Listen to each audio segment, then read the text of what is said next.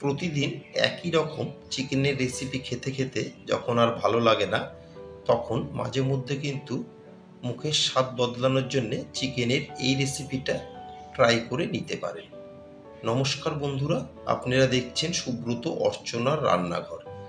আজ আমাদের রান্নাঘরে হচ্ছে মেথি চিকেন। খুব সহজেই আর অল্প কিছু উপকরণেই কিন্তু এই মেথি চিকেনের রেসিপিটা বানিয়ে নেওয়া যায়, আর খেতেও দুর্দান্ত লাগে।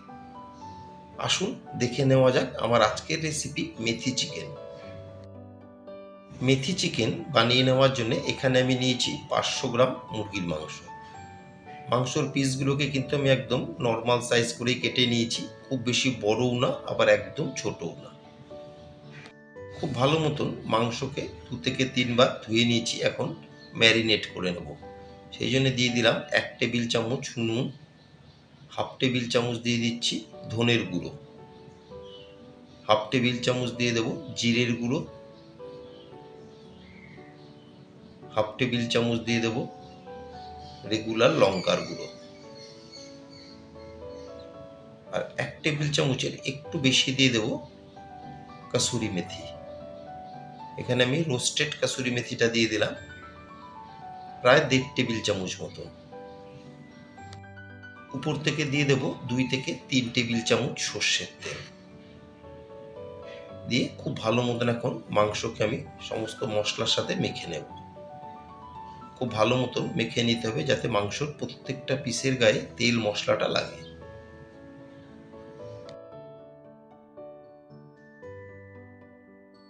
খুব ভালো করে মাংসটাকে মেখে নিলাম মশলার সাথে। এখন 30 মিনিটের জন্য আমি রেস্টে রেখে দেব।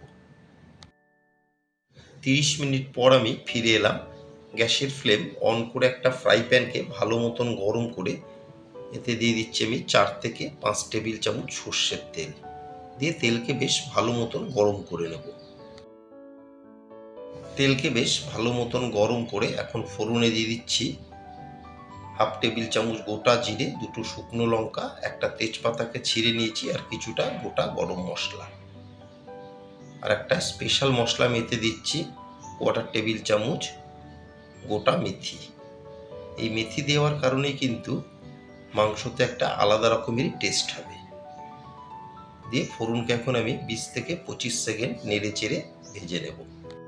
ফোড়ন থেকে খুব সুন্দর একটা গন্ধ আসছে, ঠিক এই সময় আমি এতে দিয়ে দিলাম 2টো মিডিয়াম সাইজের কুচনো পেঁয়াজ। দিয়ে পেঁয়াজকেও নেড়ে চেড়ে একটু গোল্ডেন কালার করে ভেজে নেব। এইভাবে মেথি ফোড়ন দিয়ে যারা মাংস বানিয়ে খেয়েছেন তারা তো জানেনই এর কতটা টেস্ট হয়, আর যারা খাননি তারা অবশ্যই একবার বানিয়ে দেখবেন। মাংসতে খুব সুন্দর একটা টেস্ট প্লাস ফ্লেভার দুটোই আসে।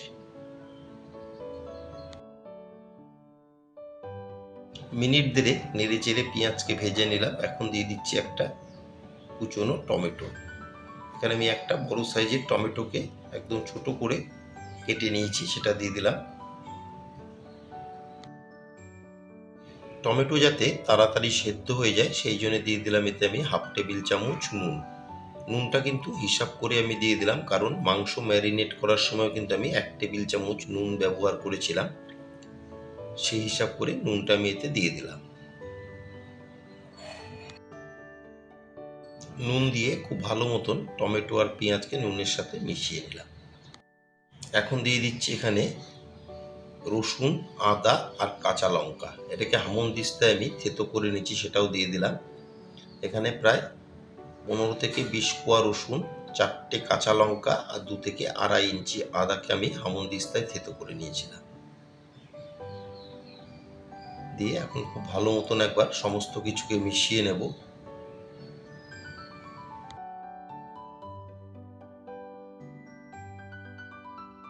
এদিকে টমেটোটা কিন্তু প্রায় আমার সেদ্ধ হয়ে গেছে, আপনারা হয়তো দেখে বুঝতেই পারছেন।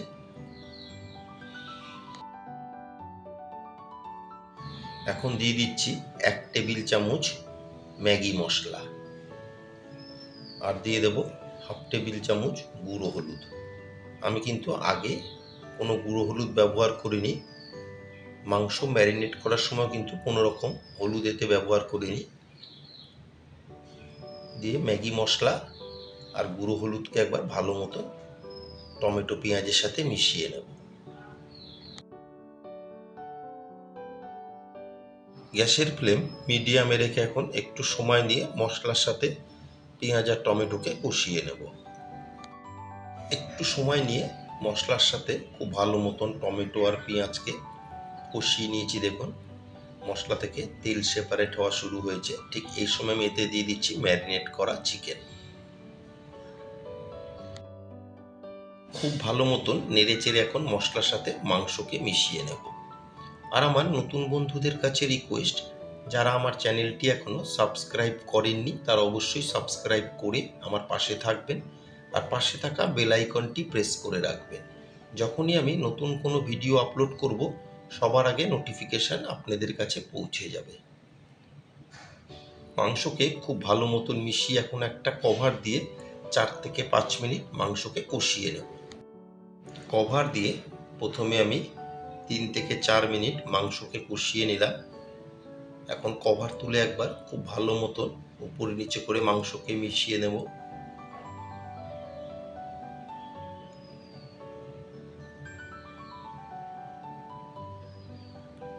নিয়ে আবার কভার দিয়ে আরো 3 থেকে 4 মিনিট রান্না করে নেব।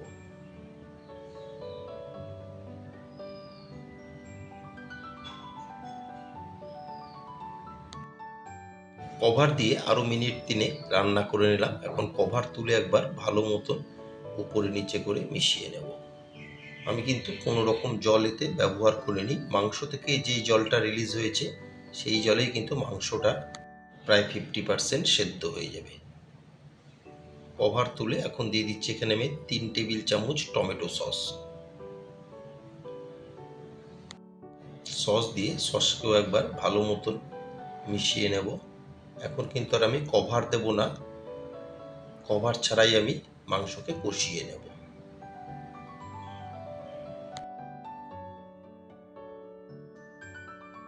কভার তুলে আরও 2 থেকে 2.5 মিনিট মাংসকে দেখুন খুব ভালো মতন কষিয়ে নিয়েছি। দেখুন মশলা থেকে তেল সেপারেট হওয়া শুরু হয়েছে। ঠিক এই সময় আমি এতে দিয়ে দেবো পরিমাণ মতন উষ্ণ গরম জল। দিয়ে জলের সাথে খুব ভালো মতন এখন মিশিয়ে নেব। খুব ভালো মতন মিশিয়ে নিয়েছি। এখন একটা কভার দিয়ে 7 থেকে 8 মিনিট রান্না করে নেব। কভার দিয়ে মিনিট 8 রান্না করে নিলাম। এখন কভার তুলে আরও একবার খুব ভালো মতন মিশিয়ে নেব।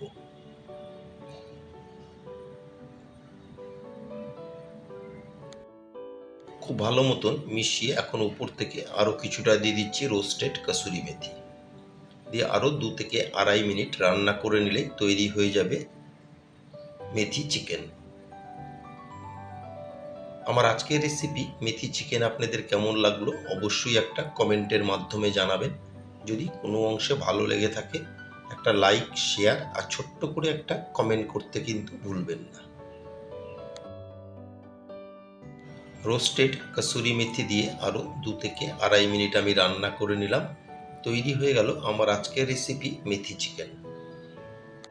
গ্যাসের ফ্লেম অফ করে একটা সার্ভিং বলে তুলে নিলাম। মেথি চিকেনের এই রেসিপিটা কিন্তু আপনারা ভাত, রুটি, পরোটা, ফ্রাইড রাইস সবার সাথেই পরিবেশন করতে পারেন। সবাই সুস্থ থাকবেন, ভালো থাকবেন। আবার দেখা হবে পরবর্তী একটা দিনে পরবর্তী একটা রেসিপির সাথে।